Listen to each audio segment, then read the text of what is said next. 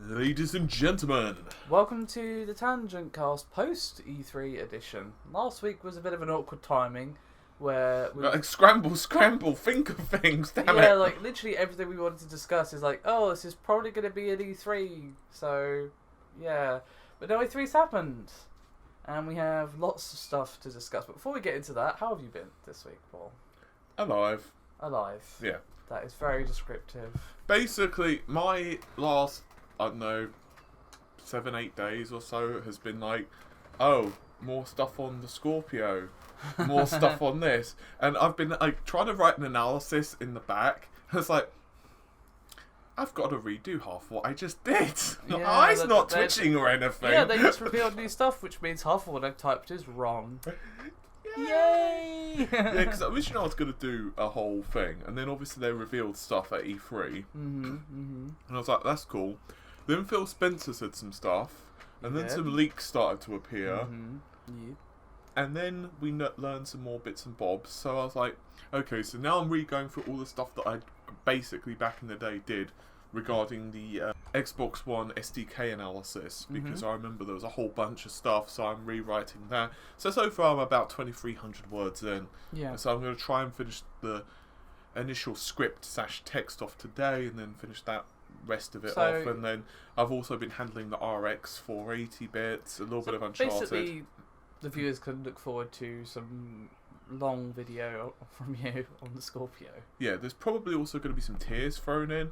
And a couple of days ago I also did Scorpio versus Neo, because of quite a few people have been asking, like, can Sony make the golf up between the two systems? So we don't know what the Neo is yet, so we shouldn't really be speaking. Well, there's a lot of leak specs. Yeah, I know, but just saying, we did that the Scorpio was going to be as powerful as it is. Well, all of the leak specs from developers have actually said what. So basically, unless Sony go back to the drawing board and drastically change what they've shown developers, I have a feeling one of the reasons they waited is to see what Microsoft has. Well, then they can be like, here's our one.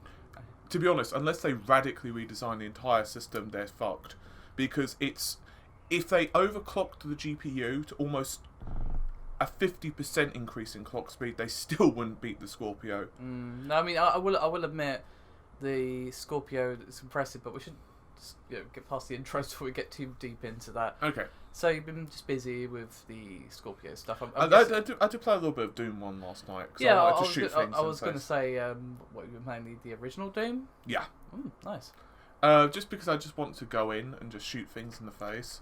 And the new Doom's pretty good for that. Yeah, but you know what it was? I wanted to hear the EM1 music, and I also kind of got to the point where I was like, I've never actually tried to look for secrets in Doom. Okay, no, that's fair. If you just fancied some old school action. The only problem is it was getting up to about, because I'd only finished working, so I'd been working for about 12-13 hours at that point on Scorpio, and I thought to myself, it's now about 11:30, so finding secrets in my brain is just pretty much. I'm guessing that didn't go too well. No, I got like about almost all of them in the first level and missed a couple in the second, and then after that I was like, bollocks to it. What I've been playing, it hasn't really changed much. I'm just been alternating between Doom and Overwatch still. So yeah, I mean, Doom is still awesome. Yeah, Doom is great fun. I've been trying to play that a bit more because I've been just playing loads of Overwatch since it came out. But I thought, I should really go back to Doom because I bought that first. So I've kind of been neglecting it because I've been so Overwatch based. But okay. Yeah. Been trying some new characters in Overwatch. That's been mixed results so far. It's always weird when you go to a new character and you just feel like, because with the other characters you feel like, yeah, I've got this. I'm good at this, and then you go to a new character and it's like, I don't got this. I don't got this at all. So yeah, that's pretty much what I've been playing. This week obviously been very busy, so I haven't really had too much time to play stuff. E3 has been E3 has been as crazy as ever, to be honest. So I guess we should just start because there's a lot to talk about. I guess we should just go in order of the conference. It's probably the easiest way. I was thinking just going haphazardly, personally. Well, let's just try and have some semblance of production value here. So Bethesda, that was pretty awesome. Yeah, I was quite happy about it. Dishonored 2 looked godlike. Dishonored 2 looks so good. I can't wait for that to come out. To be honest, Dishonored 1 was one of those, and I said this in my initial thing with when I covered the conference. The original Dishonored was one of those games where I just ignored, despite the fact that I bought it on launch. And I played it originally for a little bit. I think it was actually for a graphics comparison if I played it, if memory serves. But anyway, I played it a little bit and I was like, oh, this is okay. And then, I don't know, I just kind of left it for months and months and months. And I think it was when I got sick once. I just happened, and that's a story, by the way, of what happens to me a lot. Like, I'll just get sick, and I'm too ill to actually work. So I'll just fire up a game that I've not... Yeah, that'd be like when you get the most gaming time in is when you don't feel very well. Yeah, and I played Dishonored 1 and I really loved it, and Dishonored 2 just looks like it's fixed a lot of the issues of Dishonored 2 looks like it's added a lot of stuff. Obviously, you've got the different playable character now, or choice playable character, should I say, with all her different abilities. And I've got to say, her abilities look really interesting. Yeah. The whole domino thing, and then that shadow walk thing that looks like straight out of the darkness. That was really cool. And I'd love another darkness, actually. That whole timepiece thing where you can like look through the little window, and then it was like looking into the past or the future, depending. It just looks really good. Dishonored 1 was really good, and I don't normally enjoy stealth games. So to be honest, I think Bethesda's conference, Skyrim Remaster is not. I feel like it's not really for me as a PC person. Well, there are still definitely differences.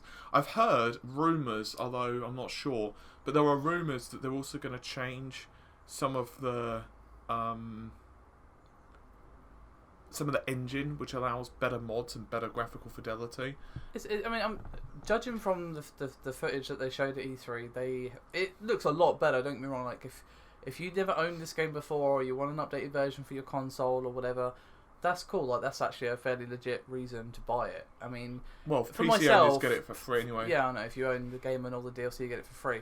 I just feel like PS4 and Xbox One guys. But the question I was asking myself is, in a post Dark Souls and post Witcher 3 world, what does Skyrim really have to offer that those games don't offer better? And the answer in my mind is not a whole lot. Well, I mean, there's going to be mods on the consoles, although they're going to be very if you want to go back and play it, whatever, do you. I'm just saying, for me, there is like no interest in going back to Skyrim. Aside from that, though, I think the whole conference was really good. Yeah, I mean, Arcane doing Prey, awesome. Yeah, Prey looked really interesting. That looked really promising. Nothing like the original Prey, but it looked really interesting nonetheless. Quake, I was quite impressed and happy that Quake's coming back. Although no gameplay at all. Yeah, no gameplay, but they did say the words... not a MOBA. Yeah, they say it's not a MOBA, which is like, well, obviously. But they also said at the conference that it's going to be about heroes with abilities. And I'm like, this is going to be a thing for the next few years now. And I'm just like, thanks, Overwatch, thanks. This is all going to get now for years, is hero-based shooters with cooldown-based abilities. Yeah, basically you get to shoot a gun and it'll be like cooldown. Well, no, the guns aren't on cooldown. I know, I'm just saying. Yeah. So, yeah, Quake looked cool. Fallout 4 VR. Yeah. Doom VR, that sounds like vomitorium, to be honest. Apparently it's not going to be the entire game. Oh, okay. Because of vomit concerns. Yeah, I was going to say, like, surely it must be like kind of like they did with other games, like the Series Sam VR, where you're just like you're like in place, you don't move, you're just like a shooting gallery kind of thing. I don't know. That seems to be the Apparently solution. You're going to go to hell. That seems like the solution they've come to for the VR movement problem, at least so far. So, what else is there at Bethesda? Quake. Yeah, I think that's all the good stuff. Yeah, I was going to say that's the main thing for me. EA didn't really show anything of interest, like 5 seconds of Mass Effect, and that was it. Mass Effect just... Considering it's supposed to be out next year, it's like, is that what you have to show? I've heard that some people have said, and it all depends how much you want to take notice of former developers, but some folks are saying that the game might be taking longer than what they had initially thought to develop because of the size of it. Yeah, I've got a feeling that it's going to see another delay, because it's supposed to be out like early next year, is it? I'm not sure. I can't remember if they've said, but I've just got a feeling that it's going to be a holiday 2017. To be if honest, that's all though, they have to show now, it looked godlike. Yeah, but there was no gameplay. There was like, here's a we're in the Andromeda Galaxy. We already knew that. Here's a female main character. Here's this woman who looks really nicely animated. That's it. I've got to say, I'm interested to see what they're going to be doing with Star Wars. Not Battlefront, fuck Battlefront. But I meant the other titles. Yeah, I mean, again, they didn't show anything. They showed like 5 seconds of what I think was Amy Hennig's project. Yeah. I think it was Amy Hennig's one. And what they showed, that 5-second clip, was like, ooh, this looks interesting. But, It's all obvious we know, it's from a third-person perspective. That's it. But it's obvious that they've only just started work, and they're not confident, which is fine. What was cool, though, is that we got confirmation that Respawn are working on a Star Wars thing, which was rumoured a while back. I heard that. And Visceral as well. So I'm just like, okay, I'm now wondering, because this was rumoured as well, that one of these projects is 1313 Reborn, I guess. That would be amazing. That would be cool, because 1313 looked really promising, and then it was just cancelled out of the blue, and I was like, but... You do realise that was George Lucas's fault? Really? Yeah, from what I heard, it was a whole fuck up between George Lucas and Disney and everything else, and basically, it took a lot longer than what it was supposed to because George Lucas got involved in the project, supposedly, from what I've heard, and then when basically Disney got hold of it, they just decided to cancel it, and then they were going to do it all into... It was just a mess. Yeah, so, I mean, obviously we don't know if one of them is 1313, but one of them could be that. Maybe. So, Star Wars is going to be interesting. I mean, the X-Wing VR mission looks cool, but I'm not going to buy Battlefront just for that. Pretty much. To be What honest. about Ubisoft?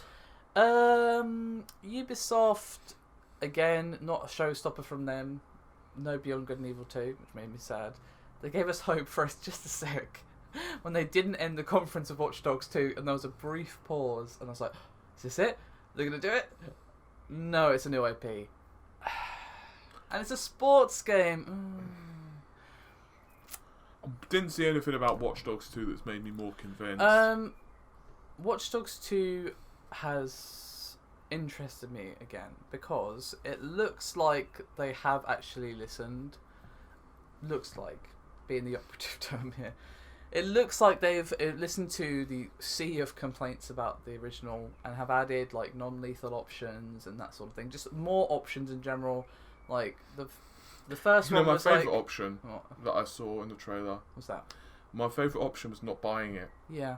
So they've added more options, because obviously the first game was like, in the trailers and stuff, it was like, yeah, you can be this badass hacker, you can do this, you can do that, and you were really limited in what you could do. Yeah. A lot of the solutions were shoot them in the face, which is like, okay, but that should be a last resort for, really, as a hacker. You're not Well, it depends what type of hacker you are. You're not supposed to be some fucking spec ops, whatever, gun expert. You're a hacker. It's like, if you can use a gun if it comes to it, okay, cool, fine. But, he was like literally just mowing down guys. I'm like, it's not why people bought this game. I don't feel like the driving was jank as balls as well. Yeah. So it looks like from the trailer that they have listened, and it doesn't seem to be taking itself as seriously, which is another thing Watch Dogs 1 did wrong, is it took itself really fucking seriously, and it doesn't seem to be doing that. Obviously, I'm being very cautiously, kind of hopeful. I'm not getting on the hype train this time. I did that last time, and it crashed into a fiery wreck. I'm very uninterested in Watch Dogs. It's going to have... The protagonist rubbed me the wrong way. The culture, the way that they made it seem so... It looks like it's trying to be Mr. Robot the game. Yeah, but it feels so try-hard to me. Way too try-hard. Yeah. And that's not to say that I was exactly the biggest fan of Pierce. He was a pain in the ass. He had no personality. Yeah, but I feel that they've done the reverse. They've gone from no personality to, let cool... way over the top, like Mr. Robot, but way hey, you know that show you like? Hey, guess what? You know that show that everyone's liking right now? Well, you're gonna get to be in that. And hey, do you remember how this character that you might like? Hey, do you remember him? The bang, bang, bang, ram. Well, we'll see. I'm again not getting hyped about it. It just looks like they may have learned their lesson. Possibly. Was there anything else of Ubisoft? Yes, the main thing from Ubisoft for me was For Honor. looks so good. Looks so good. I've not really seen enough of it to judge yet. You should check out the single player thing that they showed because it looks really cool. Because up until now, as far as I can recall, they only said it had multiplayer. So I was like, oh, it's gonna be multiplayer, and that's a shame. But it does actually have a single player campaign apparently, and the single player campaign looks cool, and just the game looks really interesting. And the guy who's developing it, like the lead guy, is really interesting. He just basically like.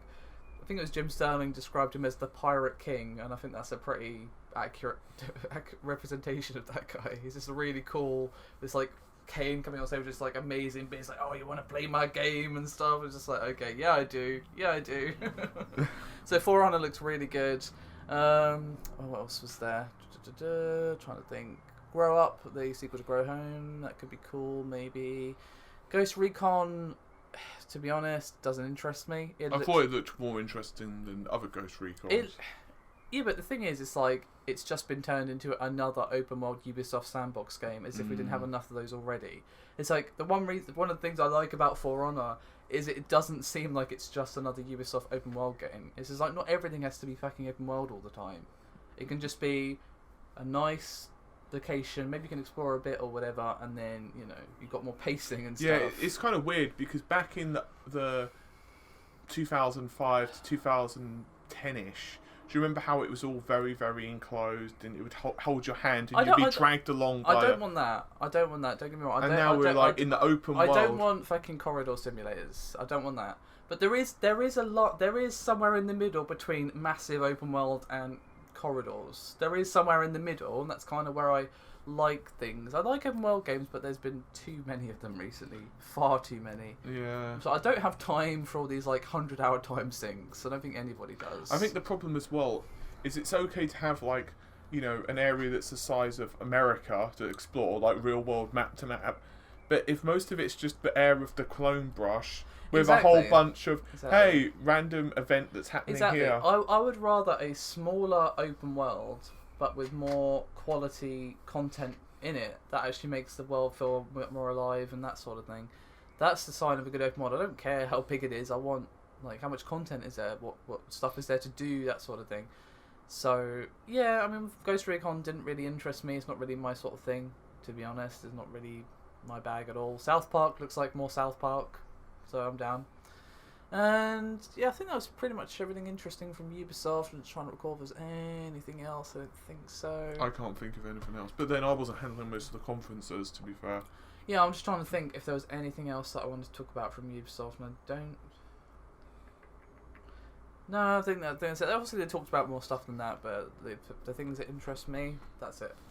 So obviously there was Microsoft as well. Yeah, which I actually really like Microsoft's conference. I have to say, like, the main three contenders of E3 for me are Sony, Microsoft, and Bethesda. So, obviously, Microsoft had lots of games, and just slightly off topic, but not really. One thing I liked about E3 in general is we just saw games. A lot of gameplay. And minimal fluff as well, which I liked. I mean, Ubisoft, maybe not, but most of the conferences, minimal fluff, lots of games, and lots of gameplay. How true it is to the main game, well, I'd say remain sceptical because it's E3 after all. But at the same time, it's nice to see them vertical slices. Here's some gameplay, not here's a cinematic trailer or whatever like we normally get that shows us nothing about what the game is actually going to be like. Speaking of cinematic, have you noticed that they've stopped saying cinematic experiences?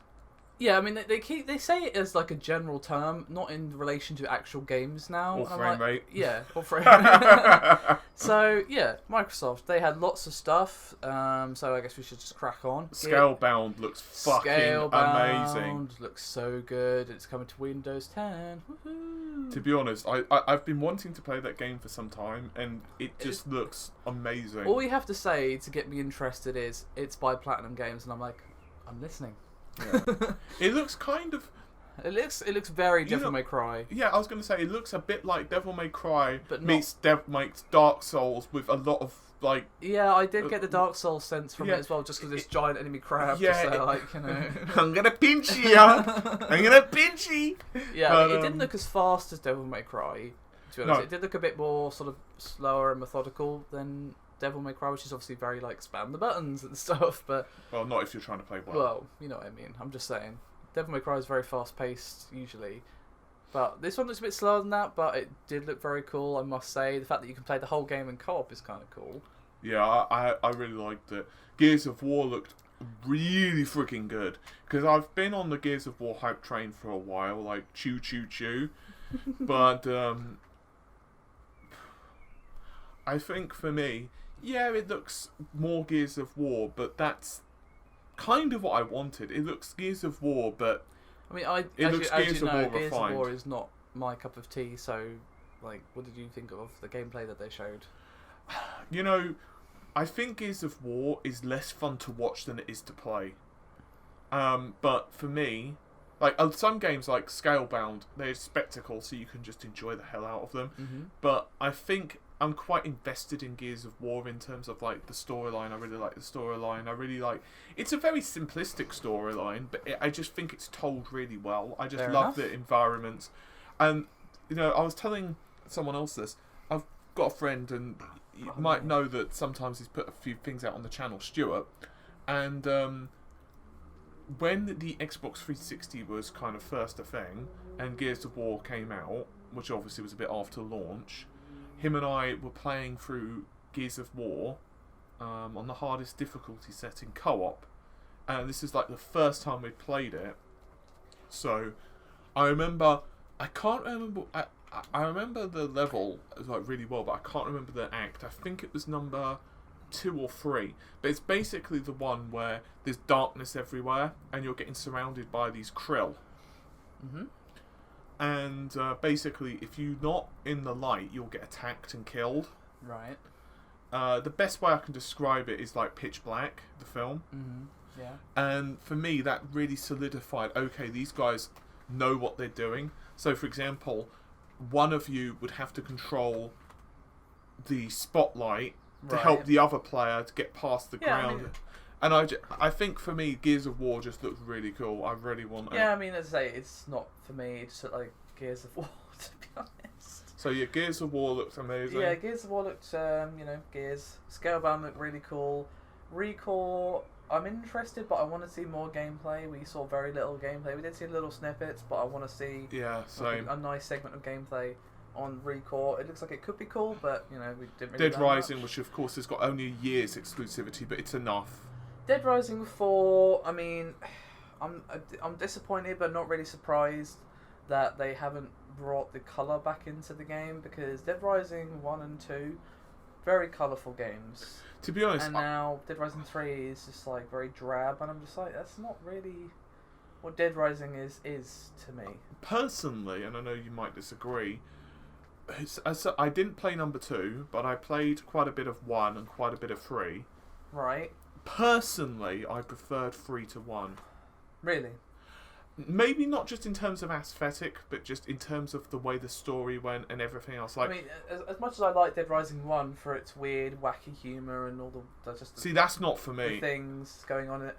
One thing I really detest of number 1 is how brutal and unforgiving the whole time mechanic is. Yeah, I hate time mechanics in like, games. That is a thing that really strangleholds number 1, and it is slightly improved in number 2. But I don't care about that. Get rid of that, because to be honest, I don't really see the point of that. I'm just like, it doesn't really add much, in my opinion. No. But one thing I want to see is that bright and colourful aesthetic, because that is what Dead Rising kind of is to me. It's this weird and wonderful, kind of tongue-in-cheek kind of game. Doesn't take itself very seriously, and excuse me. I mean, Dead Rising 4's got Frank again, which looks cool, and definitely looks like it's got some of the sense of humour, even if it doesn't have the weird look to it. Because in the trailer he's like using a candy cane sort of crossbow bolt thing, a triceratops head like breathing fire and stuff. So it looks weird. So I'm interested. Did you see, completely off topic? Well, not off topic, but you saw the Xbox One S review? Xbox One S review. Xbox S, yeah. Yeah. Basically, did you see the image of Reggie looking at the Xbox and the look on his face, he just looked like, That's my friend. Yeah, he looks so sad. He was just like... He just has this like look his face is... The NX isn't even as powerful as that, and we've got Scorpio coming as well. No. He looked like a man that had just been hit on the head. No, he looked like a man that had just been told his wife and child had been killed in a car crash, and his best friend had been the one to do it. He honestly just looked dejected as fuck. I don't know if it just happened to be like snapped at the right moment. I think it probably was just like an opportune moment from the person who took the photo, but it is an amusing photo nonetheless. He honestly just looks absolutely crushed. Anyway, what else was revealed at Microsoft? I mean, we saw, pardon me, a little bit from Inside, which is the next game from the Limbo guys. That looked really cool. I mean, I'm interested because it's by the Limbo guys, but we didn't really see much gameplay from that, to be honest. What else did we see? Obviously, what else have we got coming? Was Titanfall at Microsoft conference? Yeah, Titanfall 2 was at EA's thing, but we probably should talk about that actually. That looked really cool. Titanfall 2, the fact that it has a single player has me interested because, yeah. To be honest, Titanfall 2 was actually... Titanfall 1, rather, was one of those games that I wasn't thinking I was going to like until I played it. Yeah, I mean, from what I saw and the little bit that I played, it was a really cool game. I just wanted single player to really kind of throw myself into it, so I'm glad that the new one's going to have a single player, and it looks like it's going to have an interesting storyline, so... but yeah, back to Microsoft briefly. I'm trying to think what else they showed. Scalebound, Gears... Scorpio, of course. Halo Wars 2... Not really my thing. Didn't play the original Halo Wars. No, neither did I. You know, it's a thing that exists.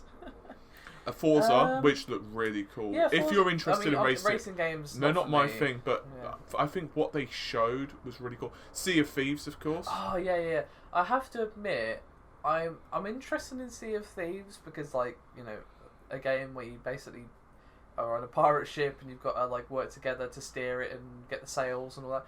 That sounds really cool, but the only reason I'm kind of iffy on it is it really seems like a game where you have to have the right people for it. If you don't have the right people for it... Yeah, good luck to you, sir. Yeah, it's going to be painful. So, yeah, I don't know if I'll actually play it because, you know, I just don't see that happening. I think the problem is... You need the right people for Sea of Thieves. But it does look cool, don't get me wrong. It's not my thing. Yeah. I was a bit surprised, no Crackdown. Yeah, I was a bit surprised by that. Considering it's supposed to be out next year, but I don't know. Apparently it's coming to Windows 10, but... I don't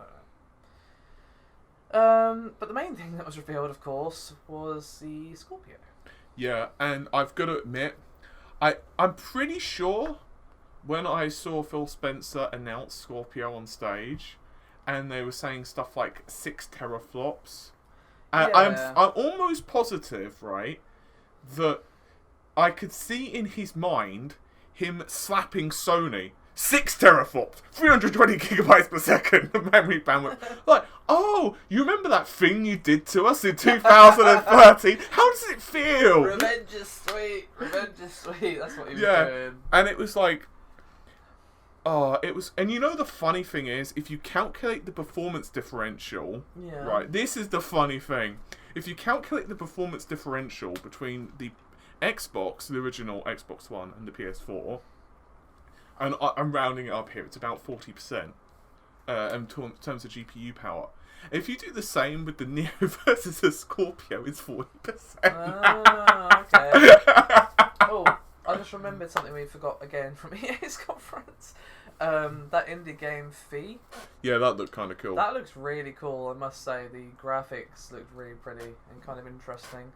So, yeah, I'm definitely going to be playing that when it comes out. And I was kind of curious about their sort of EA Originals program where they're saying they're going to give all the money from the game sales to the developer, and I'm like, you feeling okay? EA, you all right there? Yeah, but I'm quite happy with the Microsoft conference. Yeah, no, Microsoft conference was really strong. I have to say, they've got a lot of good games coming out this year. You can tell that they've refocused heavily on games. Yeah, their conference was just games, lots of games, all the games basically, and lots of gameplay again as well. So that was pretty cool, and a really strong conference from them. And there's probably some games that we've forgotten, but I'm sure we'll remember them 5 minutes later. Pretty much. So, let's move on swiftly to Sony. So, again, a strong conference from them with lots of cool stuff. I'll be honest, I was trying to decide what I preferred out of Sony Bethesda and Microsoft.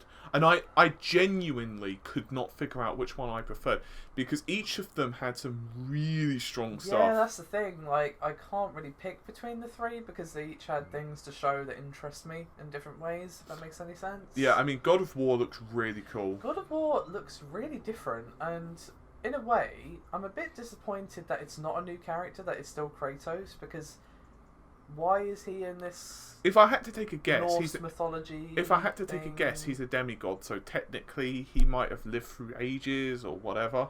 It's possible, yeah, but it looks very different. It doesn't really look like God of War because Looks kind of cool the though. camera angle is completely different. He has an axe now. He doesn't have the Blades of Chaos, and he has a son, I guess. It looks cool though. No, I mean it looks really cool, and I must say it looks really pretty as well. I'm interested. More God of War looks cool.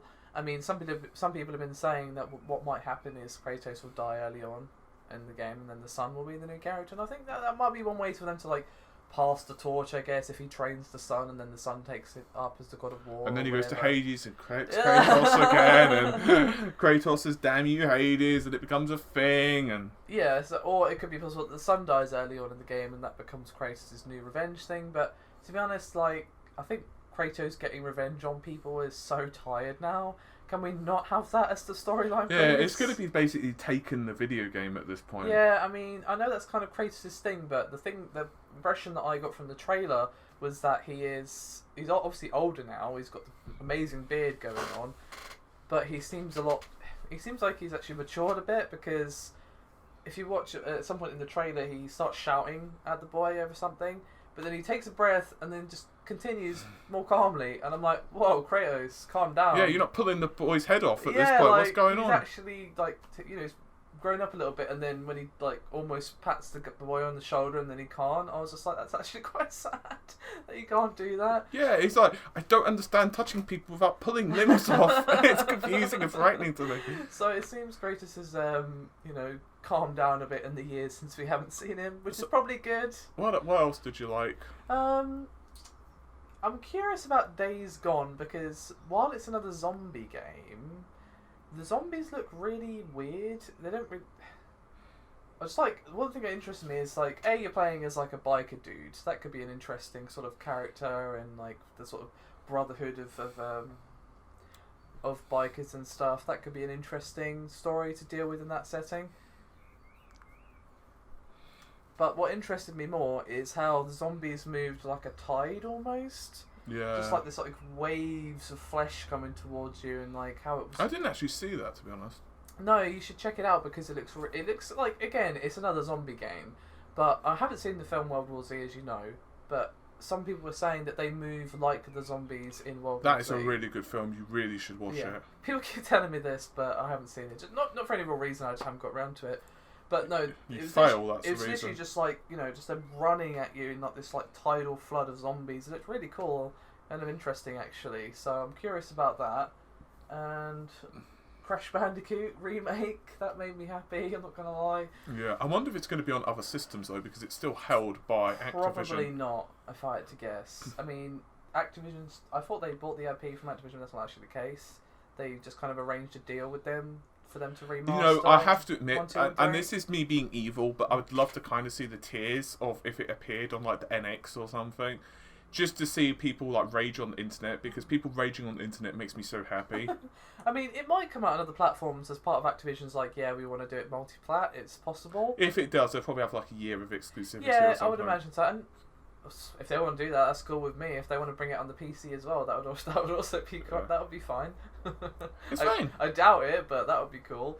I'm just happy that it's actually doing things again, because what my feeling on this is they're releasing the remasters of the original 3, which are the best ones, just to see, as a sort of testing the waters to see are people still interested in Crash Bandicoot, and hopefully, this is what I was going to predict. People are going to buy it because hell yeah. And it's going to do really well, and then we're finally going to get a new Crash game done in the old school style.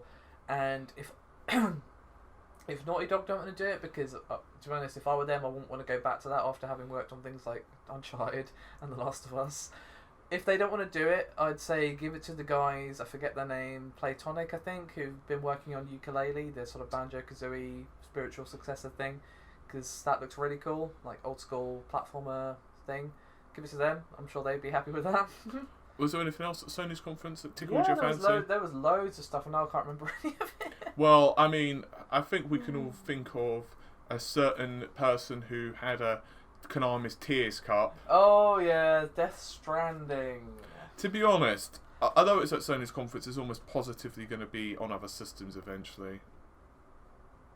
I don't think so, because while Kojima Productions isn't owned by Sony, he is working with Sony for this project, so undoubtedly they're funding it, which probably means it's going to be a PS4 exclusive. I wouldn't be surprised if it comes to PC though, because that seems to be a theme. Yeah. That's happened. I mean, I would love that. That would be cool. But although to be honest, I can't like. I know some people are going to be upset by this, and that's you're free to rage, but I didn't find myself excited. Like I thought to myself, this is interesting, I'm curious. I'm not excited because there's nothing to get excited about. No, and I'm just curious as to what he's actually doing now that he's free of Konami, and not only Konami but Metal Gear. I mean, when he came on stage and said, "I'm back," he just looked happy. He did. He honestly looked happy, whereas before he left Konami, he just looked tired. You know. So I'm glad that he's out and he's doing what he wants to do, and it sounds like Sony are just letting him do what he wants. They're not like trying to oppress his creativity, I guess. So I'm just curious what he's doing. That's what I want to know. What is it? I don't know. Well, I imagine it's going to be lots of quiet characters. Oh yeah. The really important question is: does Norman Reedus breathe through his skin? That is. Well, judging from the trailer, yes, he does breathe through his skin. Oh dear. And he breathes through his baby skin as well, judging by what happened to the kid. Yeah, that was weird. And I remembered something and I've forgotten it again. We had a cesarean type of thing as well. Yeah. So, another thing that was shown at Sony's conference, but is undoubtedly going to be multi-platform. Well, it's already confirmed it's multi-platform. Yeah, it is Resident Evil 7, which has gone all Silent Hill on us, apparently. Well, to be fair, Konami aren't doing it, so... There was quite a funny meme, actually. You know that scene from Avengers where Thor goes to see Loki and all whatever, not Avengers, but you know the one where he's like, "You must be desperate to come to me for help." There's that, but the Resident Evil 7 logo over Loki's face. I was just like, yes. That was pretty great. Yeah, it's pretty great. But I mean, I've been like obviously covering it since then, and they have said that it is going to have combat. It's not going to be Outlast or Amnesia where you can't fight, which is great. I'm glad to hear that. Because it's Resident Evil, I want at least some combat. Definitely. But they have said that it is going to be like the old school ones where you have to watch your ammo. It's not going to be like an action fest like Resident Evil 5 or 6. If you want 5 or 6, this isn't the game for you, basically. It's going to be more survival horror. You're going to have to watch your ammo. From what they said, it sounds like it's going to have some form of melee combat rather than just, hey, you've got a knife like we've had previously. I wonder if it's going to be a bit like Condemned. Yeah, I think that's kind of the vibe they're going to go for. Resident Evil mixed with Condemned, mixed with a bit of PT as well, because the first-person perspective weirded me out. Yeah, that weirded me out. I was like, when I saw the trailer, I was like, what? You know, when they were making that design pitch, there must have been a lot of reservation at the office. I think they probably had to convince the executives that this was the right choice.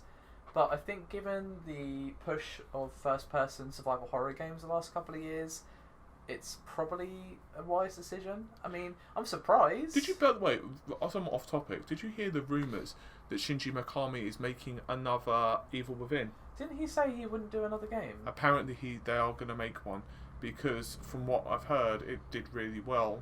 And yeah, that was rumoured before E3 that that's what Bethesda would show, but they didn't. Maybe they weren't for long. Although it's kind of funny. Well, they did also tease in that opening thing where they were typing in the commands and stuff. Another Wolfenstein. Another Wolfenstein, but I'm guessing like they're working on it, but there's not enough to show. No, it's just enough to get people's. Yeah. Sorry about that, everyone. Just a plane or whatever that was deciding to fly past. So yeah, Resident Evil 7 looks like a really big departure for the series, and everyone's kind of whining like, "Oh, this isn't Resident Evil," and I'm like, okay. Yeah, it's very different, but Resident Evil 4 was very different at the time, and I put Resident Evil 4 pretty highly in my list of best Resident Evils, so there you go. For me, it goes 1, 2, Code Veronica,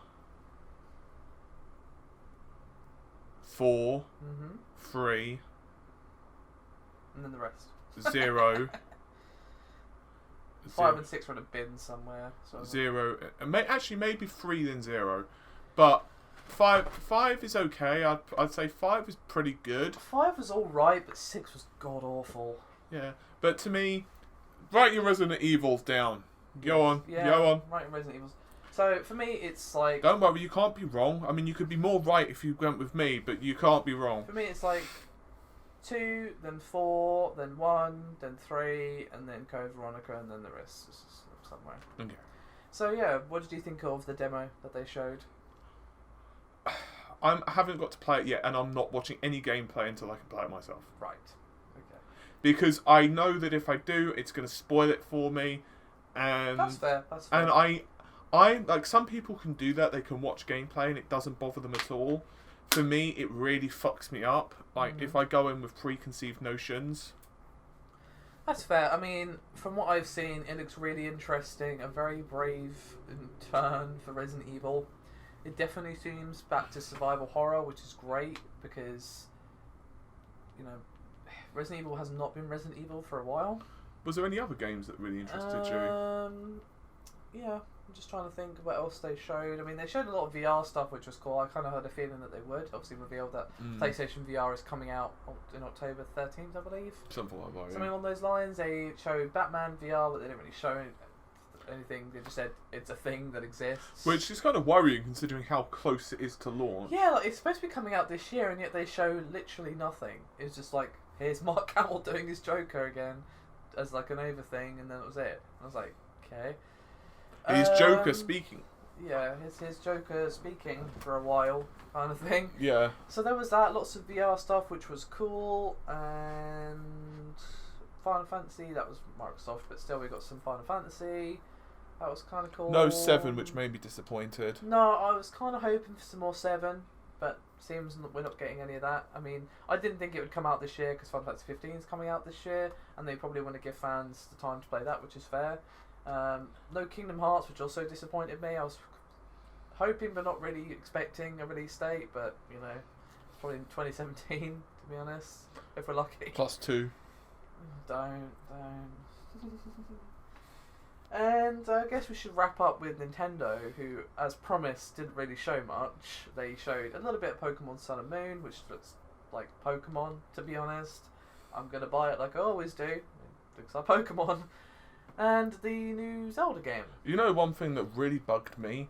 I don't know if it was the stream I was watching, but fuck, that frame rate looked atrocious. Yeah, I mean, obviously we can't play it yet, but people who played it on the show floor said that the Wii U version is struggling. That's probably why. You know, as well, you can see the downgrades are strong. Yeah, so I've got a feeling that the Wii U version is not going to be the optimal version. It's going to be the MX version. Sorry. Judging from what people have been saying. It's like saying an Xbox 360 is the best way to play. I'm just saying, like, I think people are at least expecting a solid frame rate, if nothing else. But it's solid. From what people have been saying, the frame rate is not great on the Wii U version. It's solid. It's solid above 20. But I have to say, it looks really interesting. I'm actually quite curious about it. I mean, from the gameplay that they showed, it is indeed open world like we already knew. But it seems that they've gone a pretty different direction for Zelda, and I kind of like it. I like it, but What? For me, I think, and this is probably going to upset people, but who cares? For me, I think Nintendo should just become a software developer at this point. I agree, but that would never happen. Because it's like, what worries me about Zelda is it feels like, I don't know, it just feels very much not more of the same, but it just feels very... Well, if anything, this is the breath of fresh air that the series has needed for years. Because for years it has been just very safe Zelda. And this is anything but that. This is a pretty drastic What concerns me is the performance of the machine, the NX in particular, is once again going to hamstring what's actually really possible. Yeah, like, imagine if this had been created with the Scorpio and stuff in mind. That'll never happen. That'll never happen. As much as we ask for it, it'll never happen. But, beg pardon, the new Zelda looks really cool, and also, you know, you have a jump button now. You can jump, you can climb. There's no like chopping the grass for hearts. You have to like pick up food and stuff in the world to eat. You know, you pick up all sorts of weapons, take them from enemies, they degrade over time, that sort of thing. So yeah, it looks very low on fluff as well. I don't know if it's just the case for the demo, obviously this might be different in the full game, but at least in the demo that they showed, you wake up in a cave, you have a brief thing from Zelda saying go out on an adventure or whatever, and then that's it. You are given no direction other than that. Just go out in the world and explore, discover dungeons and that sort of thing. And apparently, if you know what you're doing, if you know where you're going, you can just go straight to the final boss if you want and try it at the start of the game. Damn. So they are taking a very different direction, because obviously Zelda always had that element of exploration, but it was explore in the order that we tell you to, kind of thing. Whereas this is very much like go whichever way you like. Perhaps it'd be, you know, kind of like a Dark Souls vibe, where like you can go straight to the that really difficult area, not the final boss obviously, but that really difficult area that's over there. You can go there if you want, but you might be better off leveling up first if you know, if you want to challenge yourself, go for it, kind of thing. Another thing I forgot from Sony's conference, I can't believe I forgot this, is The Lost Garden got a release date, and it's a day before my birthday. I was like, Sony, you know. I mean, I won't believe it till I actually hold the game in my hands, because it's been delayed I'm so not that many interested times. in The Last Guardian, to be honest. I mean, it's probably not going to live up to the expectations, given how long it's been developed. I think for me, I've never got into Shadow of the Colossus or any of those titles. I mean, Team Ico, I've enjoyed their games a lot, and that's the main thing that's been keeping me going. Is like, this is a new game from them. It's going to be good, but it's not going to be. I was really hoping they would show The Last of Us, like another Last of Us teaser or something. I have a feeling they are working on it. They probably but given are. that they just did Uncharted 4, it's probably very early days for that, to be honest. I think there was confirmations that they were working on it or something. Neil, what's his face? I forget his last name. Druckmann? Yeah, that's it, yeah. Did say that they're thinking about it, but it wouldn't be with Ellie and Joel, which is, I think, the right decision. So, yeah, Last Guardian finally got a release date. I can't believe I forgot that. So I'm looking forward to that, but again, not going to believe it until I have the game in my hands, because I've heard these promises before. You've been burnt enough. Yes.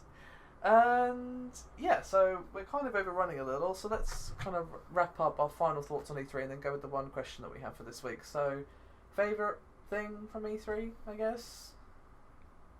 I'm happy that there wasn't one conference that just ruffle-stomped everyone else. Yeah, I mean, apart from EA's conference, which in my opinion was really weak sauce, all the conferences were really strong. Yeah, I think all of them were pretty good. Yeah. I even liked EA's because of Mass Effect, to be honest. They didn't show anything. I don't care. It was enough. It gave me hope. It gave me cookies and milk. So, you know, just accept the cookies and milk, okay? Well, I'll take the cookies and milk, but I'd like some actual gameplay, please. You will when the game's released. You can have all the gameplay you like. Anyway, what you're talking about, you've not even played through the first ones. Well, it doesn't matter. They showed nothing at all, and everyone's like, hey, by the time you finish Mass Effect 1, 2 and 3, it'll be ready. So there you go. That'll be a fucking gameplay. So stop whining and get on with it, and stop playing bloody Overwatch. No, never. Anyway, the favourite things for me were probably Scalebound and For Honor. Those are the most interesting things. Fee looks pretty interesting as well. And God of War, I'd say. Oh, Resident Evil 7 as well. So there you go. Okay. So, let's finish up with a question from Ocular Cavity. Great name, by the way. I would like to hear... That must be the Oculus Rift sales figures. He said, or she, I don't know. I would like to hear your thoughts about Fallout 4 VR / Bethesda VR, as well as what seems to be a change in tides where more and more big names are moving toward HTC Vive and away from Oculus Rift, considering they were the pioneers and first to market Steam VR seems to be starting to eat Oculus's lunch. My personal opinion, I'm not that interested in Fallout, but that's just because I'm not interested in Fallout. Mm-hmm. But I am curious what it would be like in Elder Scrolls, because I think cause they've confirmed Elder Scrolls 6 is in development. Yes. So I'm kind of like, that could be the best thing ever. And in regards... If they solve the motion problem. Which basically it really comes down to frame rate and latency. Well, no, because the reason there's all these VR games are either in some sort of vehicle or have some sort of teleportation mechanic is if you're walking in a VR game, but you're not walking in real life, you feel sick because your brain gets all messed up. A lot of it is because of latency and frame rate. That's not the issue. It's your inner ear gets all messed up. So like that's even why John Carmack believes. That's yeah. I'm sure they can solve it. I'm sure they can, but it's going to take time. Which is why like all these first-person shooter VR games like Super Hot and Serious Sam, you're stuck in place. You can't move. It's like a shooting gallery because they haven't yet figured out a way to have you move in the game that's not in a vehicle or teleportation. That's not true because of Halo, because of Half-Life. What? Half-Life, for example, Half-Life 2, you can play, it's fine. Yeah, but it's not meant for VR, is my point. All these games that are meant for VR, you're stuck in place, you're not moving because if you move that isn't in a vehicle or whatever, you feel sick because your inner ear gets all messed up, your brain gets confused because you're not moving in real life. I believe, to be honest, most of it is frame rate and latency. As I said, it's just a movement issue. I believe it is frame rate. Yeah, that's to do with it. So I decided to pause it and do some Googling. So basically, according to research, and there are theories, it's not been proven yet, it's not clearly understood. Some of it is refresh rate and frame rate, because refresh rate is slower than what the brain processes, which causes a discord between processing and refresh rate, which users perceive as glitches on screen, and also it can lead to motion sickness. There's also animation, problems with animation and graphical, and also when on-screen graphics do not keep up pace with the user's head movements, which can trigger motion sickness, is basically latency, which is why AMD are pushing towards asynchronous and so reduced latency. But there is also something to do with the inner ear, but most scientists at the moment, a lot of scientists do not agree with all of the causes. Yeah, but regardless of the cause, it is a problem that needs to be solved before we can have fully, you can just walk around in the world. VR, that's not you in a vehicle, or you can just teleport. Because your brain can handle teleportation, but it can't handle the fact that you're moving in a game but you're not moving in real life yet. If they figure out a way to solve that, it's really down to latency and everything else. You know, all these games at the moment are having you stuck to the spot and that sort of thing. But we've gone massively off topic here. Apparently it's also a lot of field of view problems. Yeah, the field of view is also an issue. I mean, you know, these are problems we need to solve if VR is going to be a big thing. But I think VR can be a big thing. We just need to sort this stuff out. But the thing is, with Oculus, is they have gone about this, I feel, in completely the wrong ways. Like, we have to record in quite a noisy environment because all the windows are open and stuff. It's boiling. quite warm today, so forgive these traffic noises. Anyway, like Oculus, I feel, have kind of set themselves on fire because they have been quite aggressive with not only having exclusives, which I completely disagree with, considering VR is just a display. It's like saying this game is exclusive to a certain type of monitor. It's like, what? No. Like, they've gone quite aggressive with that, and while that sells units, the way they've done it is not cool. Hey, Nvidia have been doing it with physics. Their DRM checks for an Oculus Rift, but doesn't actually check if the game you have is legit. I know. So it actually makes it easier to pirate. So it's like, you're not protecting the developers, you're just protecting your headset. I actually think... And then Vive are like Gabe Newell released a statement, was it yesterday, and he basically said that what we're doing is we will fund games that we think are interesting, but we won't then say, because we funded you, you have to only release it on the Vive. If they wanted to release it on PSVR or Oculus or whatever after Valve have given them money, that's cool. That's cool. Go for it. And I'm like, you know what? To me, that is the right attitude to have, because, you know... To be honest, though, this actually hurts... it hurts them, because at the end of the day, Steam are going to have like a massive library, and because it's not DRM, it's just hurting Oculus. Well, it technically is, but you know, everyone has a Steam account. Yeah, but that's what I'm saying. But it's really hurting Oculus. Although it's going to be interesting if the Xbox does use Vive, or sorry, Oculus Rift. I think pardon me, that will help Oculus, but I think, to be honest, at this point, there's multiple things that are kind of hamstringing the Oculus. One of them is, of course, the fact that they can't even get pre-orders out to people. That's pissing a lot of people off. They prioritise retail over their own pre-orders, which is stupid. There are people who pre-ordered back in March or whenever it was, who still haven't got their headsets now that it's actually available. Whereas the Vive is like, yeah, you order our headset, you'll get it within 3 days. The other thing that's obviously pissing a lot of people off as well, that's pissed in a lot of people's cereal, is when they raised a massive amount of investor capital with Kickstarter, and then afterwards, of course, they got bought out. I don't think that pissed a lot of people off. It did, but I don't think you can really blame them. To be honest, like, if Facebook came to you with $2 billion, would you really say no? No, but you've also got to have some level of, like, you can understand why people are pissed. No, I understand why people are upset, but at the same time, I can't blame Oculus for taking the money because, you know, they have a product to build. Well, there were rumours as well that they wanted, one of the reasons Facebook were doing that is they wanted to put adverts into virtual reality. Yeah, but they haven't done that as far as I heard. No, yet, but it's going to happen eventually, most likely with chat and all that bollocks. Well, we'll see. I don't think that'll go well for them if they do, to be honest. Messenger says differently. I don't understand.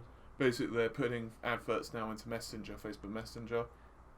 That's a bit different than putting it into a game, though. No, I'm talking about, like, for conversations and that type of thing. Oh, basically, they want to use it as an advertising platform. Oh, I'm sure they will do that, yeah. Sorry, I misunderstood. So, yeah, I mean, to be honest, I think Vive's going to win because I also think Vive has better technology. And, you know, not only do they not force people to be exclusive to their platform, they've got room scale and that sort of thing. Like, yeah, they're more expensive, but there is, you get actually a few advantages for your extra money. You actually get the headset in a reasonable amount of time. You get room scale, and you get the VR controllers with the device. Whereas Oculus, their touch controllers aren't even out yet. Notch went on record on Twitter, and he believes that he's got both. And he believes that the Vive is considerably better from a technical perspective. He said that he's got no reason now to fire up. I mean, even though the Vive's more expensive, it's got room scale. So in a way, you're paying for that extra tech, and I feel like if you compare a room scale experience to a non-room scale experience, you're going to go with the room scale because it's just so much cooler. The only problem is, of course, not everyone has the space to use it. Yeah, that is a problem. But the cool thing that I've heard about Vive, again, I haven't used the Vive or a retail Oculus, is the fact that you can use it as a seated experience if you want. It just has the capability for room scale if you have the space. That is a concern I've had as well. Is like, look, not everyone has a dedicated VR room to do this. Like a lot of, especially here in the UK, the houses are a lot smaller. Obviously, in the US, the houses are bigger. Apparently, I've been to the US, I don't know, but that's what I've heard. Yeah, they're massive. So for US people, it might not be as much of a concern, but you still got people like living in apartments and stuff that are probably not going to have the space. Yeah, just beat your roommate and then just... no, your room is... You can now live in the balcony, you're fine. Yeah, your room is now the VR room, # deal with it. Yeah. So, what I think is going to happen, you've got the Gear VR for entry-level mobile VR, which is more for like watching films and stuff. Then you've got the PlayStation VR, which is going to be like the entry-level for actually gaming VR, because that's going to be the cheapest headset available. And supposedly PSVR is going to be... supposedly work on PC. Which would be awesome. That would actually be a really nice To be honest, it's going to level. happen as one of two ways. One, Sony will officially support it, or two, someone will mod it, or crack it, or hack it. Yeah, and I think Sony would be smart to officially support it. So, if that's true, then that's an entry-level VR headset, which would be pretty awesome. And then obviously you've got the Vive for, like, enthusiast level. Yeah. That's what I think is going to happen. So, yeah. There you go. And on the positive side, may I suggest that if your roommate does not support your decision to turn their room into a virtual reality room, propose this to them. Right. Your room can either become the virtual reality room, or it can be your mausoleum. That seems perfectly reasonable. Yeah. It's a well-balanced argument. They've got choice in the matter. Anyway, we've massively overrun this week, but it's not really surprising given the amount of stuff we had to talk about. Yeah, and this is actually us probably cutting back. Yeah. So, yeah, that's us done for this week. Thank you very much for listening, and we'll see you next time. Pretty much. Bye. Pretty much. I really wanted the audio to go on for 1 hour exactly. It's made me really sad that we're out by 30 seconds.